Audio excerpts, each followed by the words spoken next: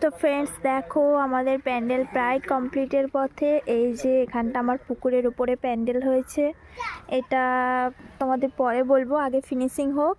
Finishing হলে তোমরা বুঝতে পারবে কোথায় কি হচ্ছে না হচ্ছে। আর এইখানটা দেখো, এখানটাও ফিনিশিং হচ্ছে, মানে এখনও বাকি আছে।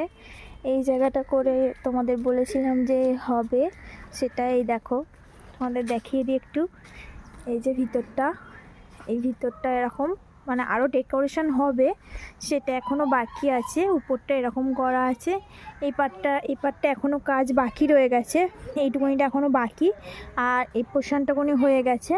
তো দেখো কীরকম লাগছে। তো আর একটাও তোমাদের দেখাচ্ছি, তিনটে প্যান্ডেলের জায়গা তোমাদের দেখাচ্ছি। তো দেখো আর একটা প্যান্ডেল, এইটাও হচ্ছে, আর একটা এইখানটাও তোমার হচ্ছে আস্তে আস্তে। তো এই জায়গাটা শেষ পর্যন্ত বলবো কি হয়।